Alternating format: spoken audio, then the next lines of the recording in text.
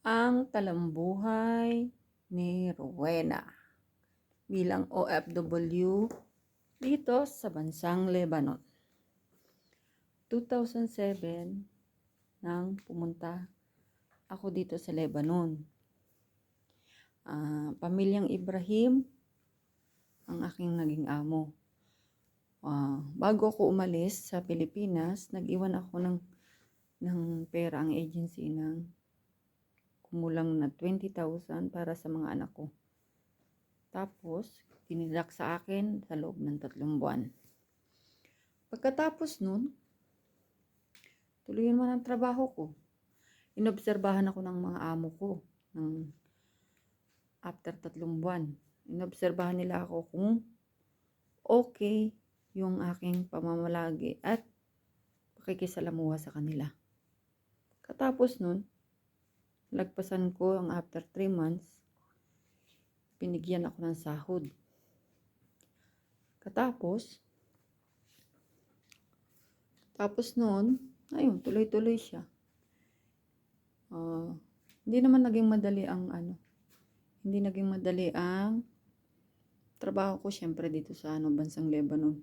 Kasi first time ko, hindi ko alam kung yung salita nila, lalo ng salita nila, yung kultura nila. Tapos meron pa akong madam, syempre. Mahirap makipag-agrumento pag may madam ka sa bahay.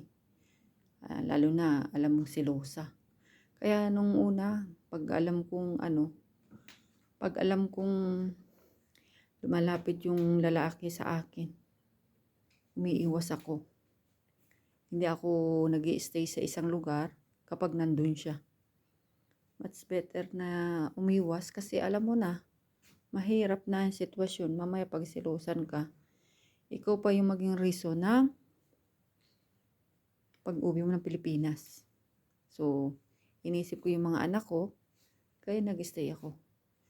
Nung una, hindi madali, pero nung nagtagal-tagal na, naging maayos naman, nakakasahod. Ang sahod ko nung dati, mataas pa naman ang value ng dollar. Nasa $150, 2007. Tapos, umabot ng 5 years, hindi ako umuwi ng Pilipinas sa pagpupursige ko na mapag-aral at magkaroon ng magandang buhay yung mga anak ko sa Pilipinas. Yun nga lang, hindi madali ang sitwasyon.